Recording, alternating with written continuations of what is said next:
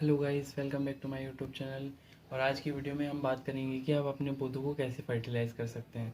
तो आज मैं अलग अलग प्रकार की 4 ऑर्गेनिक खाद आपके सामने लेके आया हूँ, जो कि आपके पौधों के लिए बहुत ही बेस्ट है। केमिकल खाद मैं नहीं सजेस्ट करता, ना ही मैं खुद यूज़ करता, क्योंकि उससे क्या होता है, हमारे पौधों में इंस्टेंट शाइन आ जाती है डालते समय, पर वो धीरे धीरे हमारी मिट्टी को ख़राब कर देता है, जो कि हमारे पौधे के लिए और ज़्यादा हानिकारक होता है और बाद में जाके हमारा पौधा सीधा मर जाता है। और जो हमारी ऑर्गेनिक फर्टिलाइज़र्स क्या वो करते हैं, वो हमारी मिट्टी की उर्वरकता को बनाए रखते हैं, जिससे हमारी मिट्टी अच्छी रहती है और हमारा पौधा भी बहुत अच्छा ग्रो करता है। तो उसी बात को ध्यान में रखते हुए मैं आज जैसी 4 ऑर्गेनिक खाद आपके साथ में लेके आया हूँ, जो चाहे से आप सब्जियां उगाते हो, इंडोर प्लांट्स लगाते हो, आउटडोर प्लांट्स लगाते हो, किसी भी टाइप के प्लांट्स में आप ये डाल सकते हैं। आप वही फलों के पौधों में भी यूज़ कर सकते हैं, आप हर तरीके के पौधे में इसको डाल सकते हैं। तो चलिए वीडियो को शुरू करते हैं। मैं आपको इनमें से एक एक दिखाऊंगा कि मैं कौन कौन सी फर्टिलाइजर्स है और उनको कैसे कैसे आपको यूज़ करें। तो आज जो सबसे पहले जिस खाद के बारे में हम बात करने जा रहे हैं, वो है हमारी होममेड फर्टिलाइज़र, जिससे कि हम घर में जो किचन वेस्ट होता है उसी से ही बनाते हैं। तो उसमें आप देख सकते हैं, ये आपके सामने रखी हुई है, ये मैंने किचन वेस्ट से घर में ही बनाई है और ये बहुत इजी होता है इसे बनाना। इसका भी वीडियो मैं आगे आपके साथ शेयर कर दूंगा। इसे बनाना भी बहुत इजी होता है और ये हमारे पौधों के लिए बहुत अच्छी होती है। इसमें आप बनाना पील, घर में निकला हुआ जितनी भी हरी सब्जियों का कचरा वगैरह होता है, वो सब इसमें आप यूज़ कर सकते हैं और ये आपके पौधों के लिए बहुत अच्छी होती है, क्योंकि इसमें बहुत सारे अच्छे अच्छे न्यूट्रिशंस होते हैं। तो आप ये खाद भी यूज़ कर सकते हैं। और सबसे जो मेन बात होती है, इस खाद में आपका कोई भी इन्वेस्टमेंट नहीं लगता है। ये खाद आप फ्री में अपने घर पे ही बना सकते हैं, इसको आपको कहीं से खरीदने की ज़रूरत नहीं है। ये जो हमारी होममेड कंपोस्ट होती है, ये न्यूट्रिशन से भरपूर होती है, क्योंकि हम जो भी खाते हैं, हरी सब्जियाँ, फ्रूट्स वगैरह, उन सबका कचरा हम इसमें डाल सकते हैं, जिनके अंदर की बहुत सारे न्यूट्रिशंस होते हैं। अगर आप एग खाते हैं तो आप एग शेल्फ भी इसके अंदर डाल सकते हैं, उसके अंदर भी कैल्शियम होता है, जो कि भी पौधों के लिए बहुत अच्छा होता है। और भी आप बहुत सारी चीज़ें इसमें यूज़ कर सकते हैं, जब भी आप सब्जियां यूज़ करते हैं।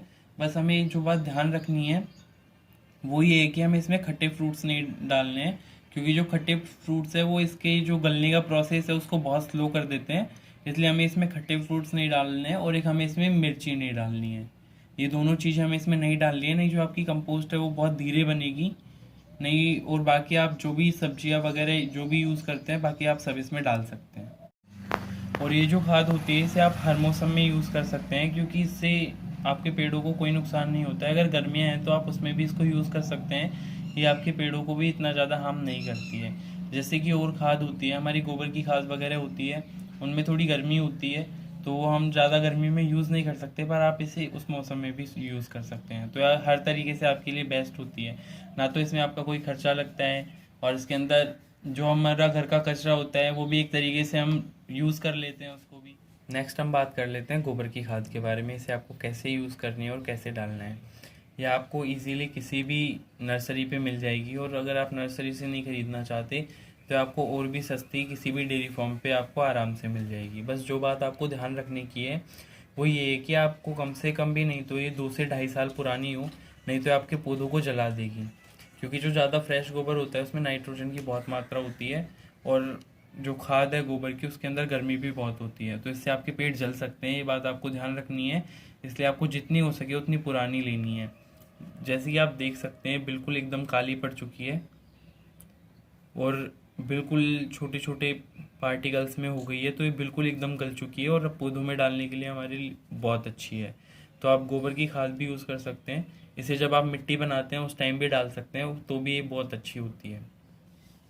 और हाँ, सबसे जो मेन बात है वो हमें ये ध्यान रखनी है कि हमें इसे पौधों में देना कैसे है। हमें कोई भी खाद को, स्पेशली गोबर की जो खाद होती है, उसे सीधा पौधों की जड़ में नहीं डालना है। हमें जो आजू बाजू का एरिया होता है पॉट में, उसमें हमें एक गड्ढा बनाना है, फिर बाद में उसमें हमें खाद भर देनी है जितनी हमें डालनी है, और फिर वापस उसे मिट्टी से कवर कर देना है। उससे क्या है, पौधे की जो हमारे आउटडोर प्लांट्स होते हैं उन पर सीधी धूप पड़ती है, तो वो सीधी धूप भी उस खाद पर नहीं पड़ेगी, और वो खाद धीरे धीरे जब भी हम पानी डालेंगे वैसे वैसे मिट्टी के अंदर मिक्स होती रहेगी, और धीरे धीरे हमारे पौधों को न्यूट्रिशंस मिलता रहेगा। तो ये सबसे बेस्ट मेथड होता है हमारे पेड़ में खाद डालने। तो जो तीसरे नंबर पर हम जिस खाद के बारे में बात करने जा रहे हैं, वो हमारी पत्तियों की खाद। तो ये खाद भी आप आपके घर पे बहुत आसानी से बना सकते हैं। जब भी हमारी पेड़ों की में से पत्तियां सूख जाती है तो हम उन्हें नॉर्मली तोड़ के फेंक देते हैं, तो बस हमें उन्हें फेंकना नहीं है, हमें ज़मीन में एक गड्ढा बना लेना है और उसमें इनको डाल देना है। और बस जब भी वो थोड़ा सूखने लगे उसमें थोड़ा पानी डाल देना है। तो जब वो सूखेंगी तो कुछ इस टाइप की हो जाएगी। ये खाद है वो बहुत हल्की भी होती है। तो जब भी आप मिट्टी बनाते हैं, अगर उस टाइम पे अगर आप ये खाद मिलाते हैं तो उससे आपकी जो मिट्टी है वो भी लाइट वेट बनती है। और जो इस पत्तियों की खाद में है वो न्यूट्रिशंस भी बहुत ज़्यादा होता है, इसमें कार्बन की मात्रा बहुत अच्छी होती है, जो कि भी आपके पेड़ों के लिए बहुत अच्छा है। तो आप ये खाद भी यूज़ कर सकते हैं। ये जो मैंने बनाई है ये नीम की पत्तियों से बनी हुई खाद है, तो एक तरीके से नेचुरल कीटनाशी भी है। अगर हम ये खाद डालते हैं तो हमारी जो मिट्टी है उसमें फंगस वगैरह लगने का खतरा बहुत कम हो जाता है। और ये खाद हमारी जो मिट्टी है उसके लिए बहुत बेस्ट होती है। तो जिस टाइम हम मिट्टी बनाते हैं उस टाइम भी हमें ये खाद तो यूज़ करनी ही चाहिए पत्तियों की, क्योंकि इससे एक तो मिट्टी लाइट वेट बनती है, ऊपर से हमारी खाद जो नेचुरल कीटनाशी बनती है। इस वजह से हमें कोई केमिकल कीटनाशी का भी यूज़ नहीं करना पड़ता। तो ना ही तो हमारी मिट्टी को इफेक्ट करता है और ना ही हमारी बॉडी को इफेक्ट करता है। तो हम ये भी यूज़ कर सकते हैं, ये भी बहुत अच्छी होती है।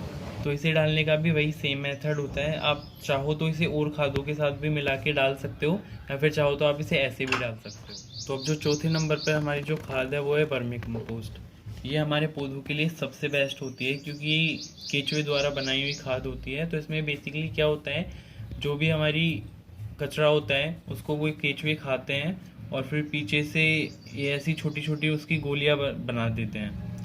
तो ये हमारे पौधों के लिए बहुत ही बेस्ट होती है। जब हरित क्रांति आई थी स्टार्टिंग में, तब ऑर्गेनिक फर्टिलाइजर्स को इतना बढ़ावा नहीं दिया था जितना कि रासायनिक फर्टिलाइजर्स को दिया था। और उस टाइम रासायनिक फर्टिलाइजर्स का बहुत यूज़ हुआ था, जिससे कि हमारे किसानों को बहुत ज़्यादा फ़ायदा भी हुआ था। लेकिन उससे धीरे धीरे क्या नुकसान हुआ कि हमारी जो मिट्टी है उसकी गुणवत्ता बहुत कम हो गई और हमारी जो फसलें हैं वो वापस ख़राब होने लग गई। साथ में कीड़े भी ज़्यादा लगने लग गए और उससे जो हम इंसान हैं उनकी बॉडी में भी हार्मफुल केमिकल्स आना स्टार्ट हो गए। तो इसलिए फिर धीरे धीरे जब पता लगा कि ये सब बहुत हार्मफुल है हमारे शरीर के लिए, तो धीरे धीरे उन सब को छोड़ के वापस हमारे जो किसान भाई है वो ऑर्गेनिक फर्टिलाइजर्स की ओर बढ़े।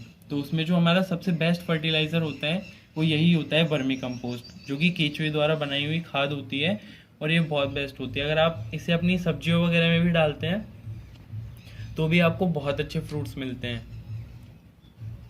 तो इसे आप किसी भी लोकल नर्सरी वगैरह से ख़रीद सकते हैं, आपको ये कहीं भी इजीली इनका पैकेट मिल जाएगा, या फिर आप चाहो तो इसे ऑनलाइन अमेज़ॉन वगैरह से भी ख़रीद सकते हो, तो वहाँ भी आपको बहुत इजीली मिल जाएगी, क्योंकि हमारे पौधों के लिए सबसे बेस्ट होती है। इसलिए ये खाद तो मैं आपको हाईली रेकमेंड करूँगा। और हाँ, अगर आप चाहो तो इसे आप घर पे भी बना सकते हो, बस ये इसके लिए आपको एक परफेक्ट सेटअप तैयार करना पड़ेगा। अगर आपके पास उतनी जगह है तो आप इसे घर पे भी बहुत आराम से बना सकते हो, उसमें भी कोई प्रॉब्लम नहीं आती है।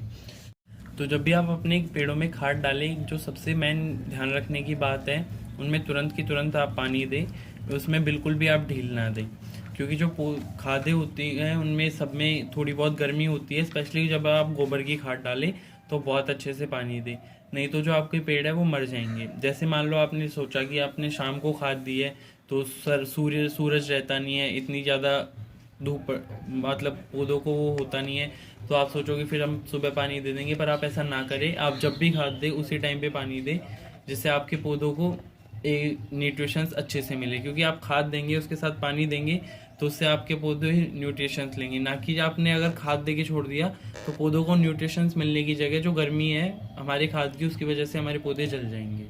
तो ये बात आप ज़रूर ध्यान। तो आई होप कि आप सबको मेरी वीडियो बहुत अच्छी लगी होगी और साथ में ये खादें भी सारी बहुत अच्छी लगी होगी।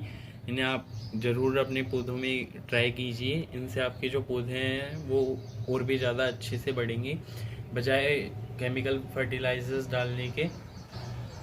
तो जो मेरा ये वीडियो है इसे ज़्यादा से ज़्यादा अपने दोस्तों के साथ शेयर कीजिए, जिससे वो भी ऐसी ऑर्गेनिक खाद अपने पेड़ों में डालें और केमिकल यूज़ करने से बचें।